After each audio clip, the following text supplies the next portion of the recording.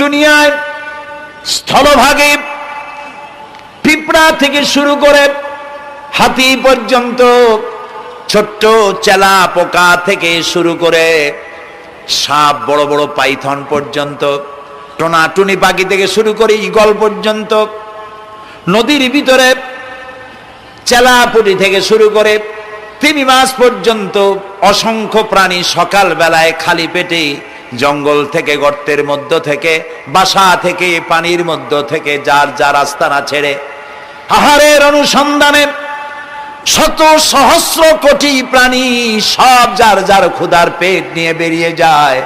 আল্লাহ রাব্বুল আলামিন বলেন, সন্ধ্যা হতে না হতে সবগুলির পেট ভরাইয়া যার যার বাসায় আমি ভিড়াইয়া দেই। ইন্নাল্লাহা হুয়ার রাজ্জাকু যুল কুওয়াতিল মাতিন। খেতে দেওয়ার মালিক কে? সেই আল্লাহর এই গুণকে, এই গুণাবলীকে বিশ্বাস করতে হবে। খেতে দেওয়ার মালিক তিনি কেবলমাত্র। সন্তান হয় না, দেওয়ার মালিক কে? বলেন জোরে।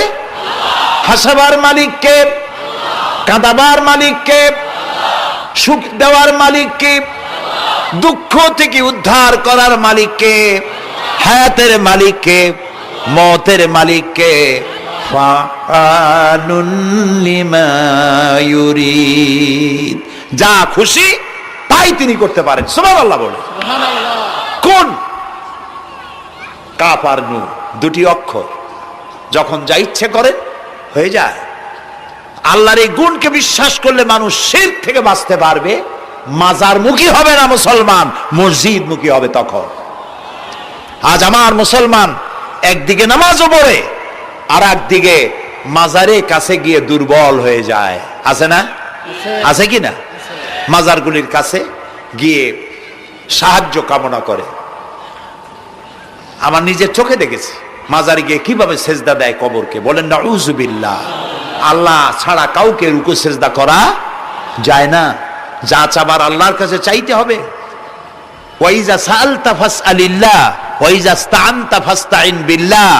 যা কিছু চাওয়ার আল্লাহর কাছে চাও, যা কিছু বলার আল্লাহকে বলো। সব কিছু করার মালিক তিনি। সুবহানাল্লাহ বলেন। এই জন্য মাজারের সাথে মুসলমানদের সম্পর্ক হবে না, মুসলমানদের সম্পর্ক হবে মসজিদের সাথে। কিসের সাথে? বলেন জোরে। আপনি কোন অসুবিধায় পড়েছেন,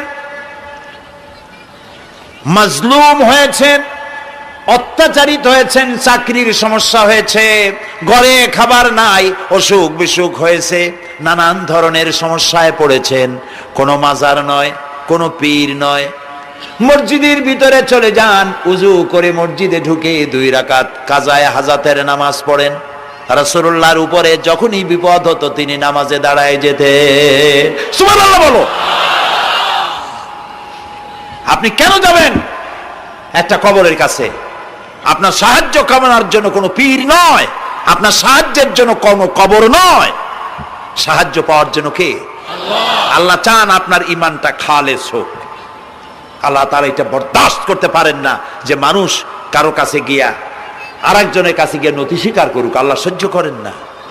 ইন্না শিরকা লাযুলমুন আযীম। শিরক হচ্ছে মস্ত বড় জুলম, অত্যাচার। আল্লাহ সব থেকে অপছন্দ করেন কোন গুনাহ? বলেন শিরক। আল্লাহ সহ্যই করেন না। কেন করেন না? একটা যুক্তিতে আসে। যারা বিবাহ করেছেন তাদের স্ত্রী যদি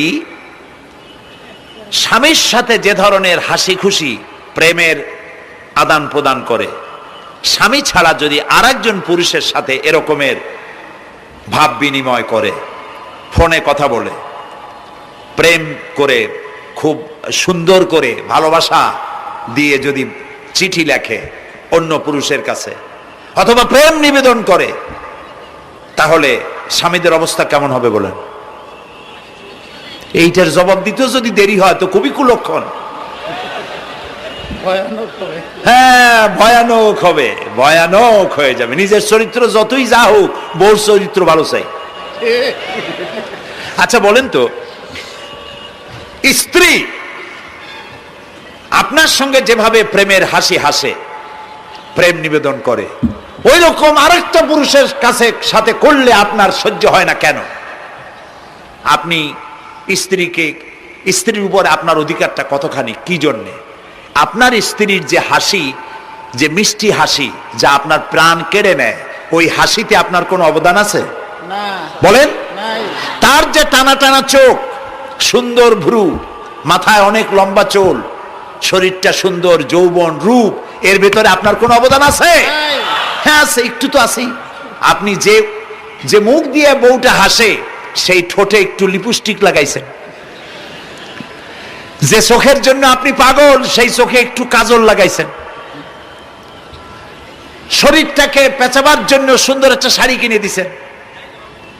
একটা শাড়ি দিয়ে, একটু লিপস্টিক কিনে দিয়ে, চুলের একটা ক্লিপ কিনে দিয়ে, একটা ভালো শাড়ি কিনে দিয়া স্ত্রীর উপরে যদি এত অধিকার আছে যে কোনদিন মৃত্যু পর্যন্ত কোন প্রেমের হাসি, ভালোবাসার আদান প্রদান আপনি ছাড়া আর কারো সাথে করতে পারবে না, এইটা যদি আপনার অধিকার এভাবে প্রতিষ্ঠিত হয়, তাহলে এই হাসি যিনি দিলেন, এই দাঁত, এই সুন্দর চোখ, এই রূপ, এই যৌবন যা আল্লাহ তাআলা দিলেন, তার সামনে কোন পীর অথবা কবরের সামনে যদি হাত পাতে আল্লাহ বরদাস্ত করেন না।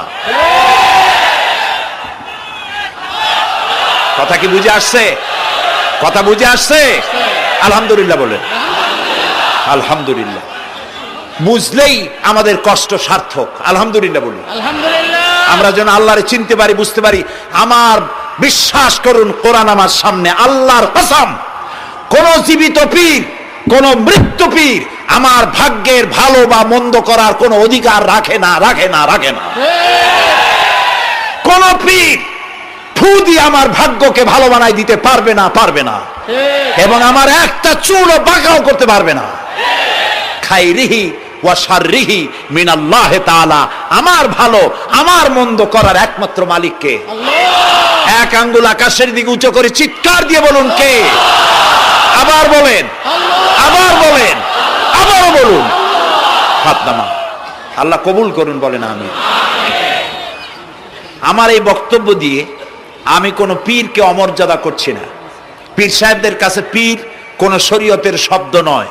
কোরআন এবং হাদিসে কোথাও পীর বলে কোনো শব্দ নাই। এটি ফার্সি শব্দ। এই শব্দের অর্থ হলো বৃদ্ধ।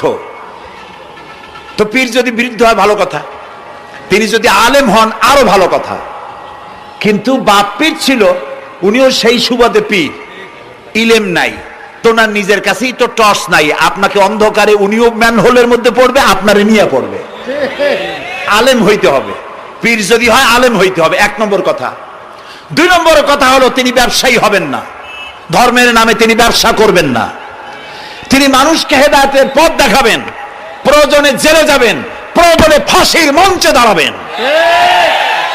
তিনি নিজেকেই ইসলামের সব আমি করি, আর ইসলাম কারো কাছে নাই। যারা ইসলাম করলো 70-80 বছর ধরে, রাজনীতির পথ দেখালো, তারা ইসলামের দল না, ওনারটাই ইসলামের দল। এই ধরনের ফাজলামি বক্তব্য থেকে বিরত থাকতে হবে। এই ধরনের বেয়াদবিপূর্ণ বক্তব্য থেকে বিরত থাকতে হবে। আমার দোকানে খাঁটি ঘি পাওয়া যায়, আর কারো দোকানে খাঁটি ঘি পাওয়া যায় না। ইসলাম নিয়ে এই ধরনের মনোপলি বিজনেস করতে দেওয়া হবে না। প্রিয় ভাই সব, আমরা পীর সাহেবদের চিনি। পীর ছিলেন শাহজালাল রহমতুল্লাহ আলাইহি। সুবহানাল্লাহ। যুদ্ধ করা লাগে নাই, আজান দিয়েছেন, মূর্তির মাথা ভাঙ্গা চুর চুর হয়ে পড়ে গিয়েছে। গৌর গোবিন্দ পলায়া কুল পায় নাই। লোকেরা যায় তার মাজারে গিয়ে গজাল মাছ জিয়ারত করে আসে, কিন্তু তরবারিটা দেখে আসে না। দোধারি তরবারি এখনো আছে। সুবহানাল্লাহ বলেন। পীর ছিলেন হযরতে বাহাউদ্দিন নকশবন্দি, মুজাদ্দিদ আল ফিসানি রহমতুল্লাহ আলাইহি, বড় পীর আব্দুল কাদের জিলানী রহমতুল্লাহ আলাইহি, খাজা মঈনুদ্দিন চিশতি রহমতুল্লাহ আলাইহি, শাহজাহান আলী রহমতুল্লাহ আলাইহি। কত ওলিউল্লাহর মাজার দিয়ে আমার দেশ ভরা। আলহামদুলিল্লাহ কর। আলহামদুলিল্লাহ। এরা একদিকে মানুষকে মুরিদ বানায়া মুরিদের টাকা দিয়ে নিজেদের পকেট ভরেন নাই। ওনারা এরকম করতেন না, এইরকম করতেন। আর রাসূলুল্লাহ বলেছেন, এই রকমের হাতের মর্যাদা নাই, এই হাতের মর্যাদা। আমি পীর দেখছিলাম, বাইতুল শরফের পীর হযরত শাহ আব্দুল জব্বার সাহেব, আল্লাহ তাআলা জান্নাতুল ফেরদাউসের মেহমান বানায়নি। এই বাংলাদেশে শত শত মসজিদ মাদ্রাসার এতিমখানা তৈরি করে গেছেন। সুবহানাল্লাহ। বৃষ্টির মৌসুমে চট্টগ্রামের বাড়ি তার 14 বছর মাদ্রাসায় ওয়াজিদিয়া চট্টগ্রামে 14 বছর বুখারী শরীফ পড়িয়েছেন। কি মানের আলেম, খালি পীর না। মুরিদরা যত টাকা দিত এই টাকা দিয়ে বড় বড় মাদ্রাসা মসজিদ করেছেন। আর বৃষ্টির সময় সাথী সঙ্গী নিয়ে বস্তি এলাকায় যেতেন, পলিথিন দিয়া ছাওয়া, বাচ্চা আর তার স্বামী নিয়ে কাতরায় এক কোনায় বসে আছে, খাবার নাই, চাউল নাই, অসুস্থ, তাদের চাউল দিয়ে আসতেন, তাদের রান্না করার শাকসবজি দিয়ে আসতেন, ওষুধ দিয়ে আসতেন, হাড়ি পাতিল দিয়ে আসতেন। বন্যা হলে, তুফান হলে টাকা উজাড় করে যা মুরিদরা দিত সবগুলি উজাড় করে মানুষের খেদমত করতেন। সুবহানাল্লাহ। কাজেই যারা জামায় অনেকগুলো পকেট সমানে নিতে থাকে আর ভরতে থাকে এইভাবে করে, এই ব্যবসায়ীদেরকে পরিত্যাগ করতে হবে। পীর হচ্ছে ওই সমস্ত লোক যারা নাকি ধর্মের নামে ব্যবসা করে না, বরং আল্লাহর দ্বীনকে প্রতিষ্ঠা করার জন্য কথা বলে। প্রিয় ভাই সব, আমাদের জেহেন সাফ করতে হবে, পরিষ্কার করে বুঝতে হবে আমার ভালো আমার মন্দ কে করতে পারেন? আল্লাহ। সম্রাট শাহজাহান নাম শুনেছেন? কোথার বাদশা বলেন? দিল্লির সম্রাট। সম্রাট শাহজাহান পৃথিবী জোড়া নাম তার। কবি বলছেন, শাহনে জাহাं को जिन्हें फख्र से देते थे बाज, वाज कब्र में है सूरह अलहम्दु की मोहताज। যে শাহজাহানকে কর দিয়া ট্যাক্স দিতে পারলে জনগণ নিজেদেরকে গৌরবান্বিত বলে মনে করত, সেই শাহজাহান কবরে শুয়ে আছে, সূরা ফাতিহার মুহতাজ হয়ে আছে। সুবহানাল্লাহ। যদি কেউ আমার কবরের কাছ থেকে হেঁটে যাইতো আর একটু সূরা ইখলাস পড়ে সবরেসানি করতো, আমি কিছু পাইতাম। আহারে, এই এতিম ফকির হয়ে শুয়ে আছে। এক ফকির দিল্লি ঘুরতেছে, একজন বলছে, ভাই তোমারে তো খয়রাত করে দেখতেছি আমি সেই ছোটবেলা থেকে, খালি তুমি খয়রাত করো।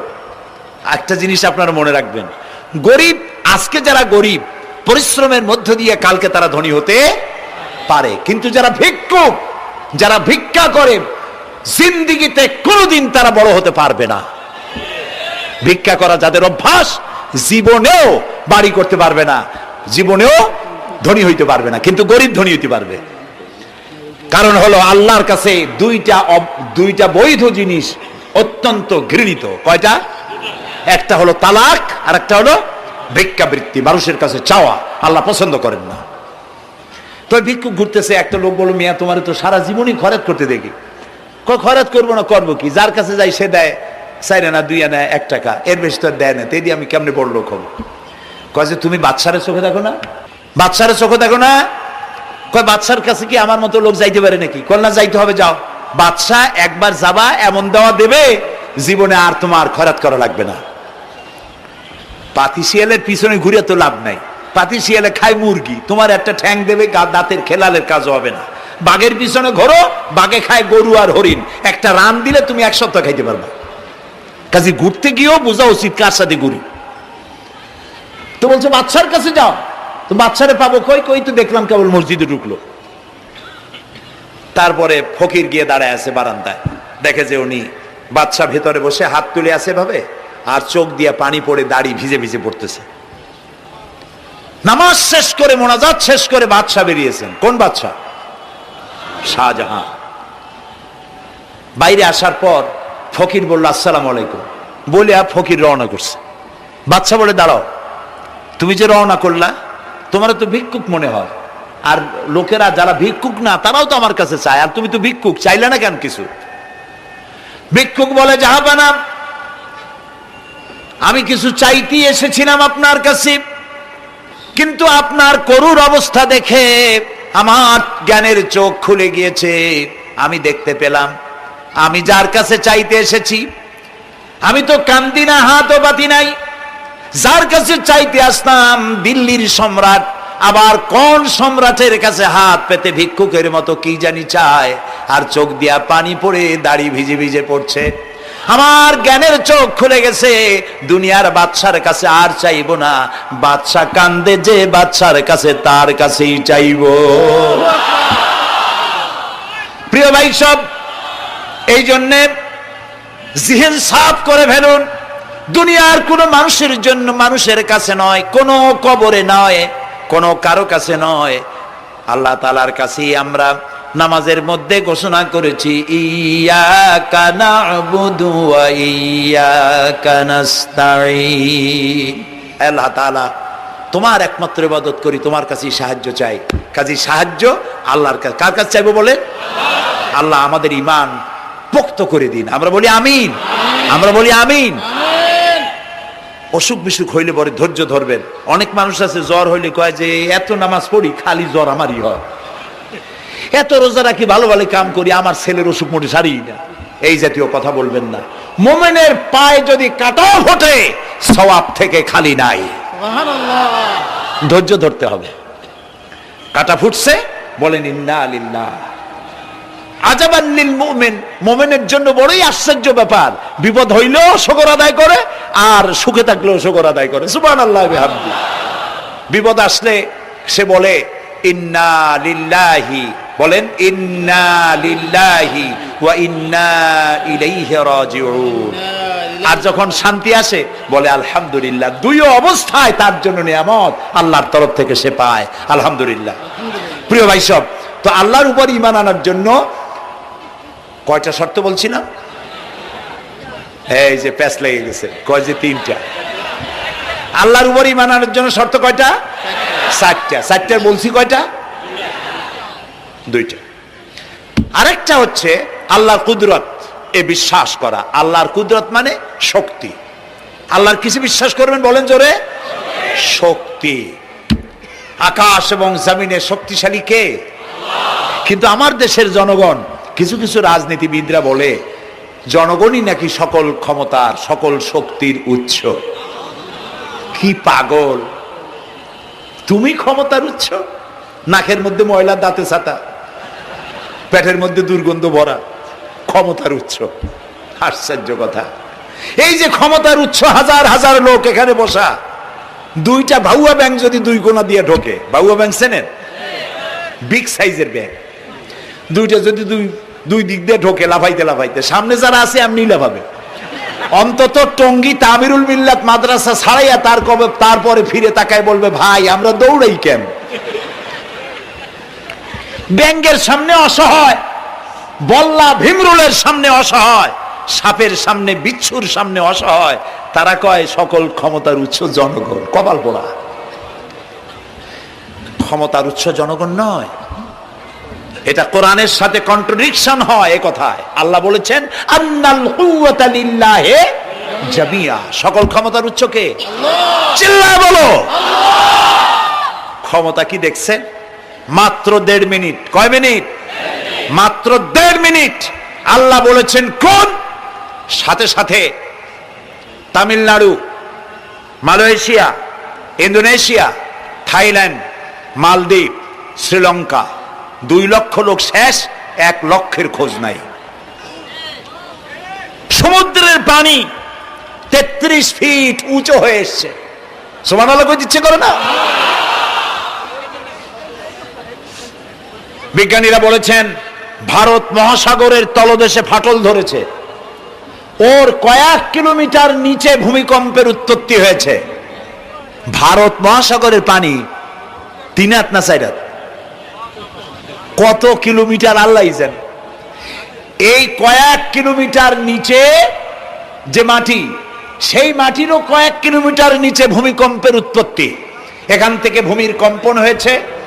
সেই ভূমিকম্পে সমস্ত মহাসাগরের মধ্যে, ভারত মহাসাগরের মধ্যে জলকম্পন শুরু হয়েছে।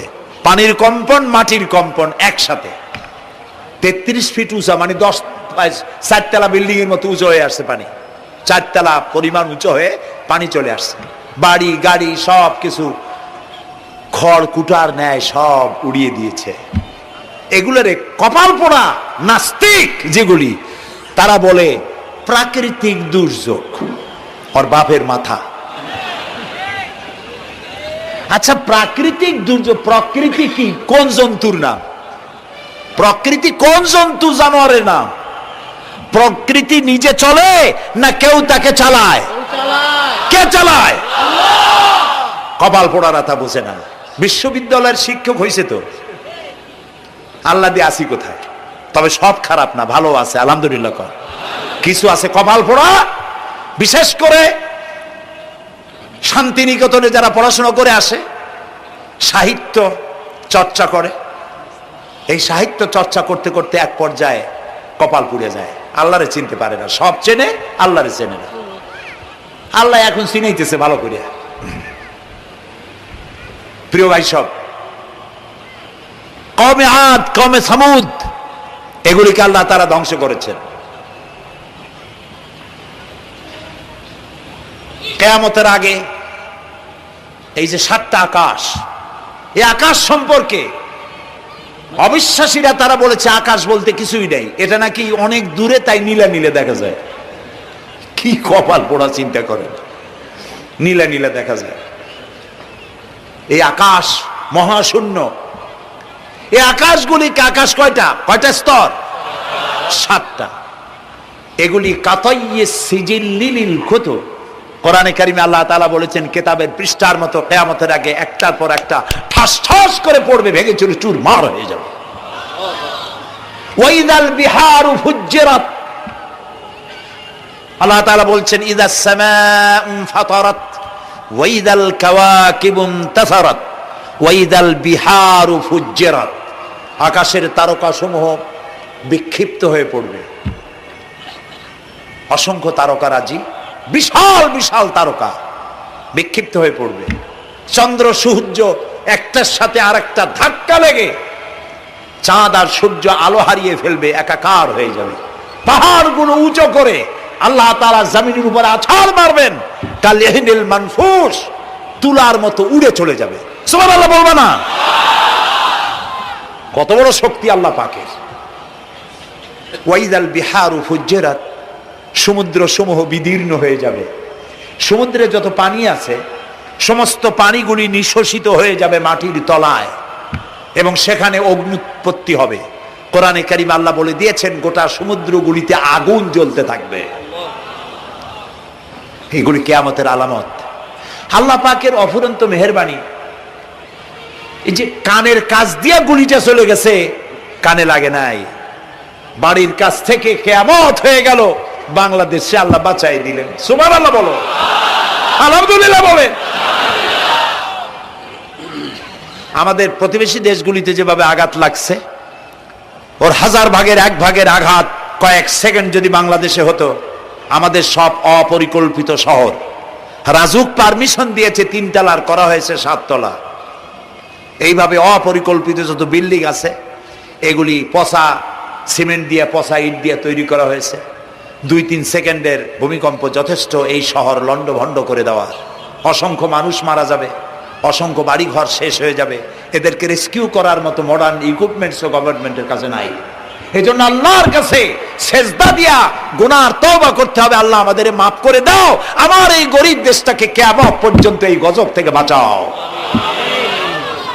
প্রিয় ভাই সব, আল্লাহ তাআলার ক্ষমতার ওয়াজ আমি আজ করতে পারবো না, অনেক লম্বা হয়ে যাবে। কারণ আমাকে 3টা পুঁজির কথা তো কমসে কম বলতেই হবে, অল্প করে হলেও। শুনবেন তো? আল্লাহ তৌফিক দিক, বলেন আমিন। আল্লাহ তাআলার ক্ষমতায় বিশ্বাস করা, তার প্রচন্ড ক্ষমতা, যা খুশি তাই বলেন করতে পারেন। মরাকে জিন্দা, জিন্দাকে মারতে পারেন, মরুভূমিতে ফুল ফুটাতে পারেন। সুবহানাল্লাহ, যা খুশি তাই করতে পারেন। এই শক্তি সহকারে আল্লাহকে বিশ্বাস করতে হবে। 4র্থ নম্বরে আল্লাহর হুকুম এবং হাকাম, আদেশ নিষেধ। আমি আল্লাহরে বিশ্বাস করি, এই কথার কোনো দাম নাই যদি তার আদেশ না মানি। এই কথার কোনো দাম নাই যদি তার নিষেধকে আমি আমার জীবনে প্রত্যাহার না করে চলতে পারি। মুসলমান বলে দাবি করার কোনো মূল্য নেই। একদিকে নামাজ পড়ি, আর একদিকে ওজনে কম দেয়, খাদ্যে ভেজাল দেয়, বেপরদা করি, মিথ্যা কথা বলা হয়, ওজনে কম দেয়, খাদ্যে ভেজাল দেয়, জমিনের আইল ঠালে আমানতের খেয়ানত করে। আল্লাহর হুকুম মানা হলো না, রসুলের আদেশ মানা হলো না। আল্লাহর উপর ঈমান আনার জন্য 4র্থ শর্ত হচ্ছে আল্লাহ যা বলেছেন মাথা নত করে মেনে নিতে হবে। বলতে হবে সামি'না ওয়া আতা'না। বলেন সামি'না ওয়া আতা'না, শুনলাম আর মেনে নিলাম। বলেন তো জোরে, শুনলাম আর মেনে নিলাম। সুবহানাল্লাহ বলেন। মুমিনেরা এই প্রশ্নই করবে না মদ হারাম কেন, মুমিনেরা এই প্রশ্নই করবে না জুয়া হারাম কেন, মুমিনেরা এই প্রশ্নই করবে না জেনা হারাম কেন। একটাই জবাব, মদ হারাম কেন? আল্লাহ হারাম করেছেন তাই হারাম। জেনা হারাম কেন? আমার আল্লাহ হারাম করেছেন তাই হারাম। জুয়া হারাম কেন? আমার আল্লাহ হারাম করেছেন তাই হারাম। কোন যুক্তি নাই। যুক্তির, আল্লাহর নিষিদ্ধ জিনিসে যুক্তি তালাশ করে কেবলমাত্র শয়তান। আল্লাহর আদেশ নিষেধের যুক্তি তালাশ করে কে? শয়তান। মুমিনের কাজ হলো সামি'না, বলেন, ওয়া আতা'না, শুনলাম আর মানলাম, বাস, শেষ কথা, খালাস। এই গেল, চারটি শর্ত পুরো হয়ে গেল। এই চারটি শর্ত যদি পূরণ করতে পারি তাহলে আল্লাহরে বিশ্বাস করছি এটা প্রমাণিত হবে, এটা জাস্টিফাই হবে, এটা সত্যতা প্রমাণ হবে যদি আল্লাহর হুকুম মতো। এক নম্বরে হলো, আমি আবার কথাটা প্যাকেট করে দিই যাতে করে আপনারা বাড়ি নিয়ে যাইতে পারেন। আল্লাহর উপরে ঈমান এনেছি, এই কথাটাকে কমপ্লিট করার জন্য শর্ত কয়টা? চারটা। এক নম্বরে আল্লাহর অস্তিত্বে বিশ্বাস, বলেন আল্লাহর অস্তিত্বে বিশ্বাস। দুই নম্বরে আল্লাহর গুণাবলীতে বিশ্বাস। তিন নম্বরে আল্লাহর ক্ষমতায় বিশ্বাস।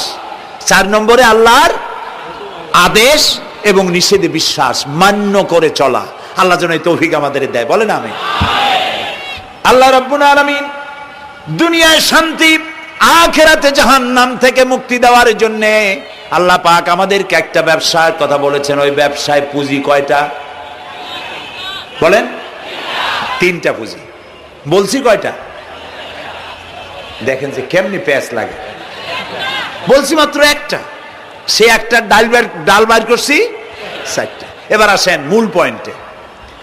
এবার দ্বিতীয় পয়েন্ট, রসুলের প্রতি ঈমান। আমরা তো রসুলের প্রতি ঈমান আনছি কিনা বলেন? রসুলের প্রতি ঈমান এনেছি। আমাদের এই ঈমান যথেষ্ট নয়, কারণ আমাদের ঈমান হলো রবিউল আউয়াল মাসে ঈমান তাজা হয়, ঠিক না? ঠিক না? রবিউল আউয়াল মাস যখন আসি, ব্যানারটা নাই, শামিয়ানাটা নাই, রাস্তাগুলিতে ফ্ল্যাগ লাগাই আর আলোকসজ্জা করি। মন্ত্রীরা আসেন, নেতারা আসেন, সিরাতুন নবী মাহফিলে দাঁড়ায় বলেন নবীর আদর্শ অনুসরণ করা ছাড়া উপায় নাই। অথচ ওনার পা থেকে শুরু করে মাথা পর্যন্ত নবীর আদর্শ নাই। আবার এই নেতা রামকৃষ্ণ মিশনে, রামকৃষ্ণ পরমহংসদেব তার মঞ্চে গিয়ে বলেন রামকৃষ্ণের নীতির ছাড়া বিকল্প কিছুই নেই। আবার গৌতম বুদ্ধের জন্মবার্ষিক উদযাপনের জন্য সেখানে গিয়ে বলেন গৌতম বুদ্ধের অহিংস নীতি অনুসরণ করা ছাড়া জাতির যোগীনাথ হওয়ার আর কোনো পথ নাই। যেখানে যায় সেই জায়গার গুলি ধরে। রবিউল আউয়াল মাস আসতে পারে, আলোকসজ্জা করে ইয়া নবী সালামু আলাইকা, ইয়া রাসূল সালামু আলাইকা। এরপরে গরম গরম জিলাপি রাসূলুল্লাহকে বুঝায় দেওয়া হলো, হে রাসূল আপনি তাকিয়ে দেখেন কত মহব্বত আপনারে করি, আপনার মহব্বতের জন্য আমাদের শহরের কোনো মিষ্টির দোকানে আর মিষ্টি নাই, সব আমরা খাইয়া শেষ করছি। এই হলো মহব্বত। এই মহব্বতে এই ঈমানে কাজ হবে না। এই ঈমানে বলেন কাজ হবে না। কোন ঈমানে কাজ হবে? রাসূলের প্রতি ঈমানের অর্থ কি? এর অর্থ হচ্ছে নবী করিম সাল্লাল্লাহু আলাইহি সাল্লাম আমাদের রাসূল, আমাদের নেতা। আমাদের রাসূল আমাদের নেতা, আমরা তার উম্মত, তার অনুসারী। অনুসারীর কাজ কি? নেতার পূর্ণাঙ্গ অনুসরণ করণ। রাসূলুল্লাহর আনুগত্য করতে হবে, এটা কে বলেছেন? আল্লাহ রাব্বুল আলামিন সূরা আলে ইমরানের মধ্যে বলেছেন কুল ইন কুনতুম তুহিব্বুনাল্লাহ ফাত্তাবিউনি ইউহিব্বুকুমুল্লাহ ওয়া ইয়াগফির লাকুম যুনুবাকুম আল্লাহু গফুরুর রহিম। হে নবী আপনি বলুন, তোমরা যদি আল্লাহকে ভালোবাসো তাহলে তোমার কাজ হচ্ছে, তোমরা যদি আল্লাহকে ভালোবাসো তাহলে তোমরা আমার আনুগত্য করো, আমার অনুসরণ করো। কার? রাসূলের। বলেন কার? রাসূলের অনুসরণ যদি তোমরা করো, খেয়াল করে শুনতেছেন তো? আল্লাহ তাআলা বলছেন, নবী আপনি বলেন, তোমরা যদি আল্লাহকে ভালোবাসো, তোমাদের এই দাবি যদি সত্য হয়, তাহলে আমার অনুসরণ করো, আমার আনুগত্য করো। আমার অনুসরণ, আমার আনুগত্য করলে পরে তোমাদেরকে আল্লাহ রাব্বুল আলামিন ভালোবাসবেন এবং তোমাদের তামাম জিন্দেগির সমস্ত গুনাহ খাতা আল্লাহ তাআলা মাফ করে দিবে। আমরা কি গুনাহ মাফ করাইতে চাই? বলেন চাই? আসুন রাসূলের আনুগত্য করুন। রাসূলের আনুগত্য কিরকম? রাসূল যেভাবে মোস কাটছে আমরা সেইভাবে মোস কাটবো। তিনি দাড়ি যেভাবে রাখছেন আমরা সেইভাবে রাখবো। তিনি চুল কাটছেন যেভাবে সেইভাবে করব। তিনি পায়ের নখ, হাতের নখ যেভাবে কাটছেন সেইভাবে করব। তিনি যেভাবে বিবাহ করেছেন সেই সুন্নত অনুযায়ী বিবাহ, তিনি যেভাবে দেশ চালাইছেন সেইভাবে দেশ চালাবো। রাসূলের অনুসরণের অর্থ শুধু এই নয় যে তিনি যেভাবে সুরমা লাগাইছেন আমি ওইরকম সুরমা দেব, তিনি যেভাবে কদু খাইছে আমিও কদু খাবো, এইটা নয়। এটা নয়, শুধু রাসূলের আনুগত্য হবে মুরগির ফার্ম থেকে শুরু করে জাতিসংঘ পর্যন্ত, জীবনের সব ক্ষেত্রে। আর বিশ্বাস করতে হবে তিনি শেষ নবী, তারপরে আর কোন নবী আসবে না। আল্লাহ রাব্বুল আলামিন সূরা আহজাবের মধ্যে বলেছেন, মা কানা মুহাম্মাদুন আবা আহাদিম মির রিজালিকুম ওয়ালাকির রাসূলুল্লাহি ওয়া খাতামান নাবিয়্যিন। মুহাম্মদ সাল্লাল্লাহু আলাইহি ওয়াসাল্লাম তোমাদের কোন পুরুষদের পিতা নন, তিনি আল্লাহর রাসূল এবং তাকে দিয়ে নবুয়তের মিশনকে খতম করে দেওয়া, কমপ্লিট করে দেওয়া হয়েছে। আর কোন নবী, রাসূলুল্লাহ বলেছেন লা নাবিয়্যা বাদি ওয়ালা রাসূল, আমার পরে আর কোন নবী আসবে না, রাসূল আসবে না। কথা বুঝে আসছে? আল্লাহর নবীর পরে আর কোন নবী হবে না। আল্লাহর নবী বলেছেন, একটি ইমারত তৈরি করে তার ভিতরে একটা ইট যদি খালি থাকে, একটি ইটের জায়গা যদি শূন্য থাকে, তাহলে সকলের চোখে ধরা পড়বে। ওই ইটখানা দিলে পরে বিল্ডিংটা কমপ্লিট হয়ে যায়। নবুয়তির যে ইমারত আল্লাহ তৈরি করেছিলেন, ওর ভিতরে একটা ইটের অভাব ছিল। আল্লাহ পাক আমাকে দিয়ে সেই শূন্য জায়গা পূরণ করে দিয়ে নবুয়তের মিশনকে কমপ্লিট করে দিয়েছেন। রাসূলুল্লাহ বলেছেন আমার পরে আর কেউ নবী হবে না। পৃথিবীর সব মুসলমানদের আকীদা, মুহাম্মদ সাল্লাল্লাহু আলাইহি ওয়াসাল্লামের পরে যদি কেউ নবুয়তের দাবি করে সে কাফির, হাজার বার কাফের। তারা যারা তাকে যারা নবী মানবে তারাও। রাসূলুল্লাহ বলেছেন আমার পরে 30 জন মিথ্যেবাদী নবুয়তের দাবি করবে। তার মধ্যে একজন তো দাবি করছে রাসূলের জীবদ্দশায়, একটা ছিল মেয়ে লোক আর একটা ছিল পুরুষ। পুরুষটার নাম ছিল মুসাইলামা কাযযাব, নামই ছিল কাযযাব। কাযযাব মানে মিথ্যাবাদী। দেখছেন অবস্থা, নামই মিথ্যাবাদী। উম্মতেরা কইল যে আপনি তো একজন নবী, আমরা সৌভাগ্য আর দুর্ভাগ্য হোক আপনারা নবী বলে মানলাম। মুহাম্মদ সাল্লাল্লাহু আলাইহি ওয়াসাল্লামের কাছে প্রায় জিবরাইল আসে আর ওহী আনে, আর আপনি আমাদের কোনো ওহী দিতে পারলেন না পর্যন্ত। কয় যে কেবল না নবী হইলাম, অপেক্ষা করো, ওহী আসবেন। বেশ কিছুদিন যাওয়ার পর খুব চিন্তা ভাবনা করে কয় যে ওহী একটা আসছে। উম্মতেরা সব দৌড়ে আসছে, কি ওহী? কয় যে এইমাত্র শেষ রাত্রে জিবরাইল আসছিল, আইসে আমারে কয়ে গেল একটা সূরা নাজিল করলো। সূরাটা কি? ইন্না আতাইনাকাল আকাক ফাসাল্লি লিরাব্বিকা ওয়াজআক ইন্না শানিয়াকা হুয়াল আবলাক। উম্মতেরা কয় সর্বনাশ, এই সূরা পড়তে গেলে তো আমরা কাইসা মরে যাব। এর অর্থ তো খুব বিকায়দা। এ কি সূরা নাজিল হইলো আপনার উপরে? ইন্না আতাইনাকাল আকাক মানে আমি তোমাকে হুতুম পেশা দান করেছি, সুতরাং তুমি তোমার প্রভুর উদ্দেশ্যে নামাজ পড়ো আর চিৎকার মারো, কারণ তোমার শত্রুরা সাদা এবং কালো বর্ণের। আমরা তো আগামাথা কিছু বুঝলাম না, কি হই? আচ্ছা ঠিক আছে, পয়গম্বর মুহাম্মদ সাল্লাল্লাহু আলাইহি সাল্লামকে তার উম্মতেরা নিয়ে যায় তাদের বাগানে, মাঝে মধ্যে নিয়ে যায়। নিলে পরে যে কুয়ায় পানি থাকে না, শূন্য কুয়া পানিতে ভরে যায়।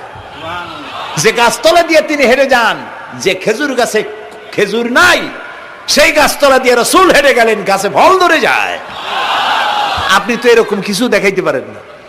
তোমরা তো আমার নেও না, চলো না যাই। নিয়ে গেছে, যাই দেখে যে কুয়ার পাট দিয়ে যায়, যে কুয়ায় পানি থাকে তা থাকে না, শুকায় যায়। যে গাছ তলায় দিয়ে যায় ওই গাছে খোরমা থাকলে সাথে সাথে খড়গুলো ঝরে যায়। উম্মতের কয় কি একটা কপাল পড়ো নবী পাইলাম ভাগে। আল্লাহ তারে শেষ করছে দুনিয়া থেকে, জাহান্নামে চলে গেছে। সেই মহিলাটাও গেছে, সেও গেছে। রাসূলুল্লাহ বলেছেন এইরকম 30 জন মিথ্যাবাদী নবুয়তের দাবি করবে কিয়ামতের আগ পর্যন্ত। গোলাম আহমদ কাদিয়ানী, এ হলো ইতিহাসে আমরা যদ্দ পাই তার পর্যন্ত 28 জন হয়েছে। মুহাম্মদ সাল্লাল্লাহু আলাইহি সাল্লামের ইন্তেকালের পর ওকে নিয়ে হয়েছে 28 জন। কয়জন হইল? বাকি আছে কয়জন? তাই বলে কিয়ামত যে এই 2 জন হইলি আগামী বছর বা 5-6 বছরের মধ্যে কিয়ামত হবে ওইটা চিন্তা করেন না। এই পৃথিবীতে একটা লোক আল্লাহ শব্দ উচ্চারণ করার যদি থাকে কিয়ামত সে পর্যন্ত হবে না। সুবহানাল্লাহ। সুতরাং বহুত দেরি আছে কিয়ামতের। তবে ওর মতো আরো শয়তান 2 জন আসবে। গোলাম আহমদ কাদিয়ানী বলল আমি পয়গম্বর, আমি নবী, আমার উপরে ওহী আসে। তো তার সঙ্গে ওই যুগের বড় আলেম মাওলানা আতাউল্লাহ শাহ বুখারী রহমতুল্লাহ আলাইহি তিনি বললেন, আচ্ছা তুমি যে নবুয়তের দাবি করো এই শক্তি তুমি পাও কই? কয় যে আমার শক্তি তো কোরআন, কোরআনের মধ্যেই আছে আমার কথা। কোথায়? কয় সূরা সফের মধ্যে আছে, ইয়াতি মিন বাদি ইসমুহু আহমদ। ঈসা আলাইহিস সালাম আমার ব্যাপারে ফোরকাস্ট করেছেন, ভবিষ্যৎবাণী দিয়েছেন যে আমার পরে একজন আসবে তার নাম হবে আহমদ, আমি তো সেই আহমদ। মাওলানা বুখারী বলছেন বেকুব, ঈসা আলাইহিস সালাম যার কথা বলেছেন তার নাম, ঈসা আলাইহিস সালাম যার কথা বলেছেন তার নাম হলো ফকাত আহমদ, আর তোমার নাম হলো গোলাম আহমদ।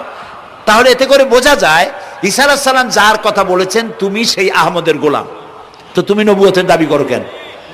গোলাম আহমদ কয় যে হুজুর আমার নামের আগে গোলাম বৈশা একটু সমস্যা হয়েছে, ঠিক, তো গোলামটারে যদি বাদ দেই তাহলে তার আপনি আপত্তি করতে পারেন না আমি আহমদ থাকি আর আপনি আমার উম্মত হয়ে যান।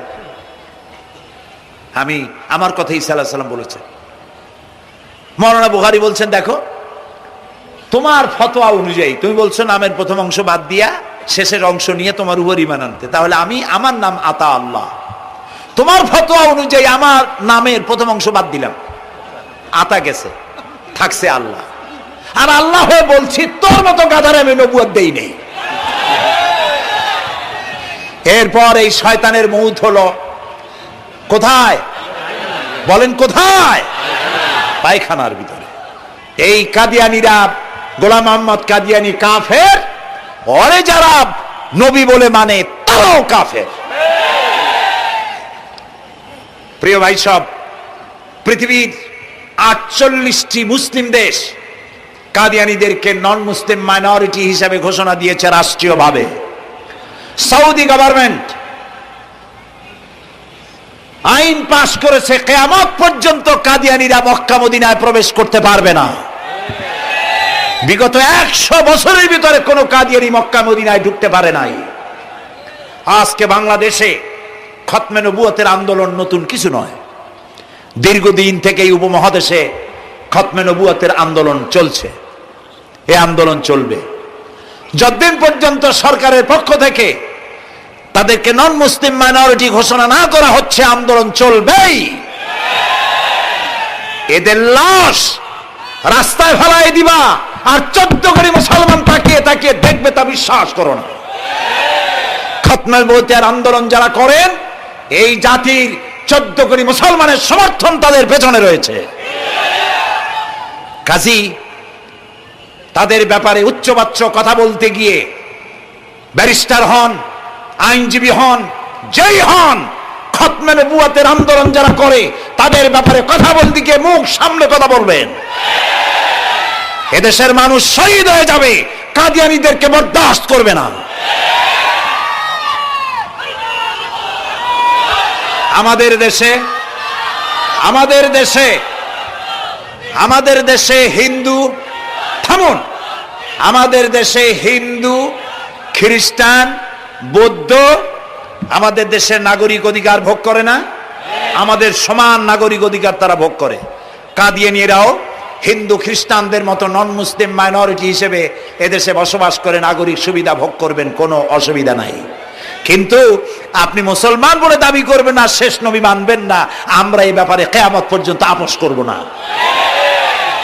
কেবলমাত্র মূর্খ, দালাল, হারামখোর তারাই কাদিয়ানীদের পক্ষ অবলম্বন করতে পারে, ইমানদারেরা পারে না।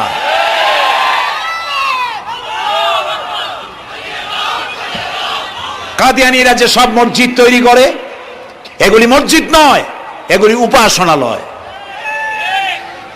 হিন্দুদের মন্দিরকে যেভাবে আমরা সম্মান করি, ওদের উপাসনালয়কেও সম্মান করি। কিন্তু কাদিয়ানীরা যতদিন মুসলমান নামের পরিচয় দিতে থাকবেন, আমরা আমাদের অধিকার আদায়ের জন্য সুশৃঙ্খল ভাবে গণতান্ত্রিক পদ্ধতিতে আমরা এই অধিকার আদায়ের চেষ্টা করব। খতম নবুয়তের আন্দোলন কোনো রাজনৈতিক আন্দোলন নয়, এটি আমাদের ইমানের আন্দোলন। যারা আন্দোলন করতেছেন তারা আমাদের ফরজে কিফায়ার দায়িত্ব পালন করছেন। প্রিয় ভাই সব, রাসূলের প্রতি ঈমান আনতে হলে এরকম ঈমান আনতে হবে, তারপরে আর কোন নবী আসবে না।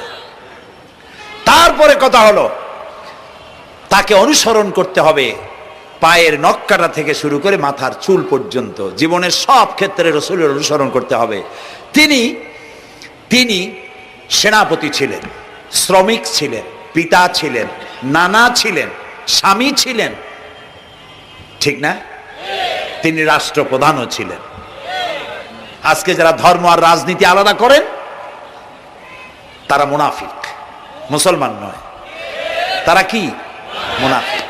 এই জন্য আমাদেরকে মনে রাখতে হবে নবী করিম সাল্লাল্লাহু আলাইহি ওয়াসাল্লাম রাষ্ট্র পরিচালনা করেছেন। যারা ধর্ম আর রাজনীতি আলাদা করেন তারা মুসলমান হিসাবে আল্লাহর কাছে পরিচিত হতে পারবেন না। প্রিয় ভাই সব, নবীজি মক্কা থেকে মদিনা এলেন, মদিনা এসে রাষ্ট্রপ্রধানের দায়িত্ব পালন করলেন। আজ তিনি রাষ্ট্রপ্রধান, কোরআন হলো সংবিধান, কোরআনের আইন চালু করে দিলেন। চুরি বন্ধ হলো, ডাকাতি বন্ধ হলো, জেনা ব্যভিচার বন্ধ হয়ে গেল, মানুষ দরজা খুলে ঘুমাবার সুযোগ পেল। সুবহানাল্লাহ, সুবহানাল্লাহ। নবী করিম সাল্লাল্লাহু আলাইহি ওয়াসাল্লাম একটি সুন্দর সুখী সমাজ পৃথিবীতে চালু করে গেলেন। আজ আমাদের ভাগ্য যদি খুলতে হয়, রাসূলের অনুসরণ করি আমাদেরকে রাষ্ট্র পরিচালনা করতে হবে। ইসলাম সন্ত্রাসকে প্রশ্রয় দেয় না, ঠিক না ভাই? আমাদেরকে যারা সন্ত্রাসী বলে, ওরাই তো সন্ত্রাসের দাদা, ওরা সন্ত্রাসের জন্মদাতা। আমাদেরকে সন্ত্রাসী বলো? আমি আমেরিকায় বক্তব্য করেছি, লন্ডনে বক্তব্য করেছি, আমি তাদেরকে বলছি তোমরা আমাদেরকে সন্ত্রাসী বলো, আমাদের দেশে যাইয়া দেখো, তোমাদের এখানে সমস্ত সুপার মার্কেটগুলি সব বন্ধ হয়ে যায় বেলা 4টায়, কোনো মার্কেট খোলা থাকে না। কেন খোলো না? তোমরা সিকিউরিটি দিতে পারবে না বলে খোলো না। চুরি হবে, ডাকাতি হবে, লুটপাট হবে, এই জন্য বিকেলেই সব বন্ধ হয়ে যায়, রাতে কোনো দোকান খোলা থাকে না। তো যাও তো আমাদের দেশে, আমাদের তো সন্ত্রাসী বলো, গরিব দেশ। আমাদের দেশের বাবুরহাটে, নরসিংদীর কাছে বাবুরহাট, যেটাকে এই দেশের ম্যানচেস্টার বলা হয়, সারা রাত কোটি কোটি শত কোটি টাকার কাপড় চোপড় বেচা কিনা হয়, পুলিশের গন্ধ খুঁজে পাওয়া যায় না, সারা রাত বেচা কিনা হয়। গ্রামের বাজারগুলি যায় দেখেন, আমাদের দেশে যশোরে, খুলনায়, উত্তরবঙ্গে রাত 2টা 2:30 পর্যন্ত বেচা কিনা হয়, ঠিক না? এই যে আমাদের দেশে আল্লাহর মেহেরবানি, এবারে যে ঈদের সময় ঈদ আর পূজা একসাথে হইল, মুসলমান মেয়েরা, হিন্দু মেয়েরা সোনা দানা গলায় পরিয়া, হাতে পরিয়া, তারপরে বাজারঘাট ঈদের কেনাকাটা, পূজার কেনাকাটা করছে, কোনো অসুবিধা হয় নাই, ঠিক না? আল্লাহর মেহেরবানি, র্যাবে জি যা করার করছে। মক্কা শরীফে, মদিনা শরীফে দেখলাম লোকেরা হাত তুলে, বাংলাদেশি লোকেরা ওখানে যারা আছে, র্যাবের জন্য দোয়া করছে, আল্লাহ র্যাবের প্রতি তুমি রহমত নাজিল করো, আল্লাহ রহম করুন কোনা। আমি দেশের যতটা অসুবিধা হয়েছিল তার থেকে অনেক গুণ জ্ঞান হয়ে গেছে, আলহামদুলিল্লাহ, আলহামদুলিল্লাহ। প্রিয় ভাই সব, এই যে আল্লাহ রাব্বুল আলামিন মুসলমানদেরকে পৃথিবীর মধ্যে সব থেকে বেশি শান্তি প্রিয় করেছেন, কোন আলহামদুলিল্লাহ। তোমরা আমার মক্কা যাইয়া দেখো, মক্কা মদিনায় যাইয়া দেখো, আমাদের কেউ সন্ত্রাসী? মক্কা মদিনায় লক্ষ লক্ষ মানুষ এই যে সব চলে গেছে, এখন কোথায় গেছে? সারা পৃথিবী থেকে মানুষের এখন ছুটছে ছুটছে, পৌঁছে গেছে আর পথে আছে, প্লেনে আছে, নদীতে আছে, গাড়িতে আছে। সুবহানাল্লাহ, লক্ষ লক্ষ মানুষ চলে গেছে, সবার একই ড্রেস, একই গন্তব্য, একই স্লোগান, লাব্বাইক আল্লাহুম্মা লাব্বাইক। সব মানুষ চলে গেল। আমি 96-তে যখন পার্লামেন্টে আসলাম, প্রথম পার্লামেন্টে এক বক্তৃতার ভেতরে আমি বলেছিলাম যে আমাদের দেশে নেতা নেত্রীরা ওমরা করে, হজ করে। আচ্ছা, আপনারা যাইয়া দেখেন কি, করেন কি, আনেন কি? যাইয়া একটু তোয়াব করিয়া আসার সময় আতর আর পাথর, সুরমার খুরমা পকেট ভরে নিয়ে আসেন, কিন্তু চোখে দেখেন না। আল্লাহ তাআলা বলছেন, আওয়ালাম ইয়ারাউ আন্না জাআলনা হারামান আমিনান। তোমরা কি দেখতে পাও না আমার এই হারামকে আমি কিভাবে নিরাপত্তার শহর বানিয়েছি? সুবহানাল্লাহ। রাত 2:30-3টার সময় চাঁদের মতো সুন্দরী যুবতী মেয়ে একাকিনী, কোনো পুরুষ সঙ্গী ছাড়া নিজের ডেরা, নিজের তাবু ফেলে কাবা শরীফের ভিতরে এসে গেল। লক্ষ লক্ষ পুরুষের মধ্য দিয়ে আল্লাহর ঘর তওয়াফ করলো, তাহাজ্জুদের নামাজ আদায় করলো, এরপরে দোয়া দুরুদ করে কান্নাকাটি করে মেয়ে লোকটি একাকী লক্ষ লক্ষ মানুষের মধ্য দিয়ে নিজের ঘরে ফিরে গেল। কোন পুরুষের একবার তার চেহারার দিকে নজর পড়েছে তো দ্বিতীয়বার তার রূপ উপভোগ করার মতো সাহস কারো মনের মধ্যে জাগে না। হাজার বছরের ইতিহাস, মক্কা থেকে, মদিনা থেকে, আরাফাত থেকে, মুজদালিফা থেকে, মিনা থেকে একটা নারী লাঞ্ছিতা হয়েছে, ধর্ষিতা হয়েছে, অপমানিতা হয়েছে, এর ইতিহাস নয়। প্রিয় ভাই সব, প্রসঙ্গক্রমে এই টঙ্গী লক্ষ লক্ষ লোকেদের সমাবেশ হয়, আলহামদুলিল্লাহ বলে। হতেই পারে তাবলিগি জামাতের ভাইয়েরা এখানে উপস্থিত হন, সারা দেশ থেকে, বিভিন্ন দেশ থেকেও লোকজন আসে, এক জায়গায় বসে আল্লাহ বিল্লাহ করে, মোনাজাত করে।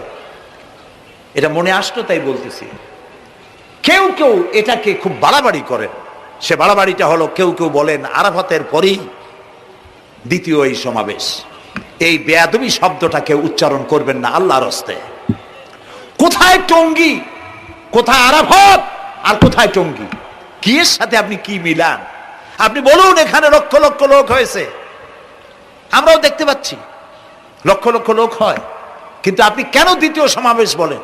কেন আপনি আরাফাতের ময়দানের পরে এই কথা বলেন? মহাগুনাহ, মহা বেয়াদবি। আরাফাতে যাওয়া ফরজ, টঙ্গীতে আসা নফল নয়। আপনি কিসের সাথে কি তুলনা করেন? জিন্দিগিতে এই চিন্তা করবেন না। কিছু কিছু লোক আছে গ্রামের মধ্যে, অবশ্য কোনো আলেম, কোনো মুরব্বীরা এইসব কথা বলেন না।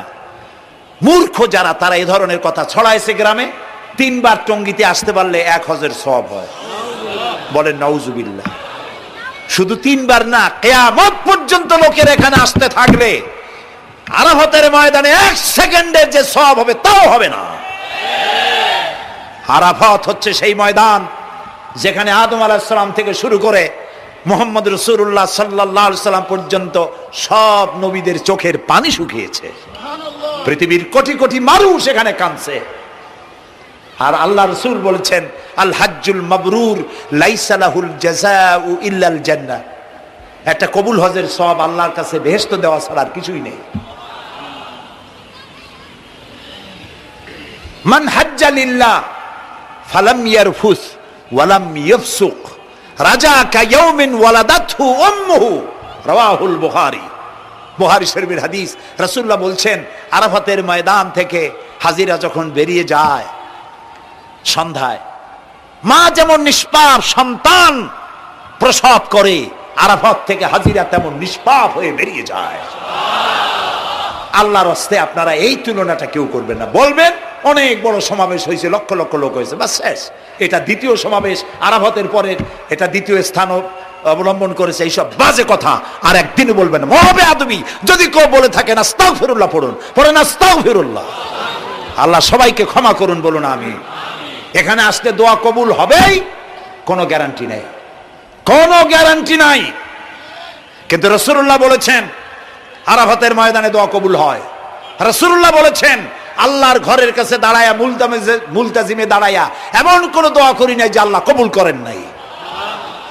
কাজে এই সব চিন্তা করবেন না। প্রিয় ভাই, সব রসুলের প্রতি ঈমান আনতে হলে রসুলের জীবনকে জানতে হবে। রসুলের জীবন আমরা অনেকেই জানি না। বাংলা ভাষায় বহুত বইপত্র বেরিয়েছে রসুলের জীবনী সংক্রান্ত, মেহেরবানি করে কিনবেন এবং পড়বেন।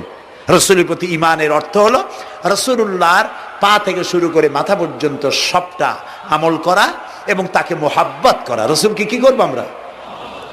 কি মোহাম্মদ সে ওয়াফা তূনে তু হাম তেরে হ্যাঁ, ये जहां चीज ही क्या लोह कलम तेरे है।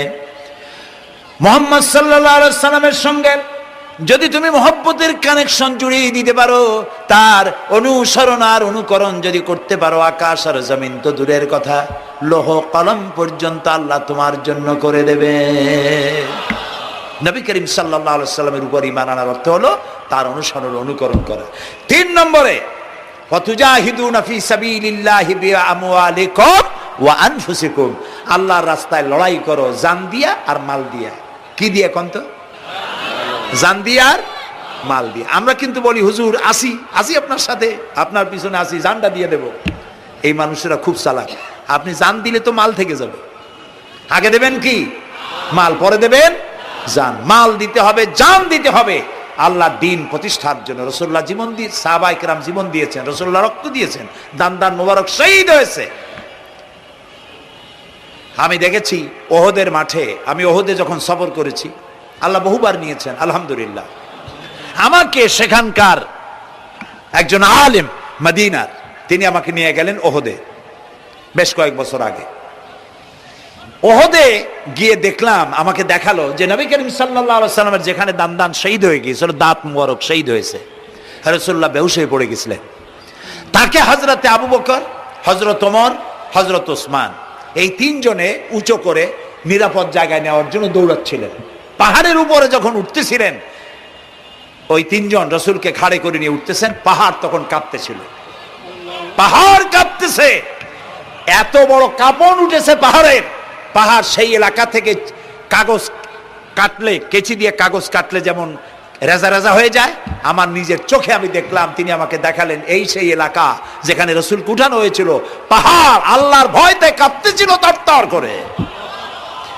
সেই উঁচা জায়গা, একটা বিশ্রামের মতো জায়গা পাহাড়ের মধ্যে, সেইখানে তাকে নিয়ে যখন রাসূলকে যখন শোয়ানো হচ্ছিল, পাহাড় কাঁপতেছে। নবী করিম সাল্লাল্লাহু আলাইহি সাল্লাম তখন বলছেন, উসবুতি ইয়া জিবাল, উসবুতি ইয়া জিবাল, ইন্নাকা আলাইয়া নবিয়ান ওয়াস সিদ্দিকিন ওয়াস শাহীদাইন। হে পাহাড়, উসবুতি ইয়া জিবাল, হে পাহাড় থেমে যা, তোর উপর আল্লাহর নবী, তোর উপরে সিদ্দিক আর 2 জন শহীদ দাঁড়িয়ে আছে, থেমে যা। পাহাড় থেমে গেল। সিদ্দিক হযরত আবু বকর, 2 জন শহীদ তোর উপরে, হযরতে ওমর, হযরতে ওসমান রাদিয়াল্লাহু তাআলা আনহুমা। কবে শহীদ হবে? রাসূলুল্লাহ আজকে বলতেছেন তোর উপরে 2 জন শহীদ দাঁড়িয়ে আছে। এইভাবে কষ্ট করেছেন নবীজি, ক্ষুধায় কষ্ট করেছেন, যুদ্ধ করেছেন। তবে সেই যুদ্ধ আক্রমণাত্মক ছিল না, ডিফেন্সিভ ছিল। আক্রমণকে প্রতিহত করার জন্য তিনি লড়েছেন। প্রিয় ভাই সব, এত কষ্ট করার পর তিনি যে দ্বীন কায়েম করে গিয়েছিলেন, আল্লাহ তাআলা বলছেন ওয়াতুজাহিদুনা ফি সাবিলিল্লাহি, আল্লাহর রাস্তায় লড়াই করো জান দিয়ে আর মাল দিয়ে আমার দ্বীনকে প্রতিষ্ঠা করার জন্য। যদি তোমরা ইসলাম বুঝে থাকো, এরই মধ্যে তোমাদের জন্য কল্যাণ নিহিত রয়েছে। সুবহানাল্লাহ বলেন, এরই মধ্যে কল্যাণ। সুতরাং শুধু টুপি মাথায় দিয়া নামাজ পড়লেই হবে না, নামাজও পড়তে হবে, আল্লাহর হুকুম হাকাম মানতে হবে, রোজাও রাখতে হবে, হজও করতে হবে, যাকাতও দিতে হবে, স্ত্রীকে পর্দায় রাখতে হবে, আমলে আখলাকে, সিরাতে সুরাতে, চলনে বলনে, ব্যবসায় বাণিজ্যে, বক্তৃতায়, রাজনীতি, অর্থনীতি, সমাজনীতি, সব জায়গায় আল্লাহ এবং রাসূলের পূর্ণাঙ্গ আনুগত্য করার নামই হলো মুসলমান হয়ে যাওয়া। সুবহানাল্লাহ। এই মুসলমান হইতে পারবো আমরা? আল্লাহ যেন তৌফিক দেন। আমিন। সবাই বলেন আমিন।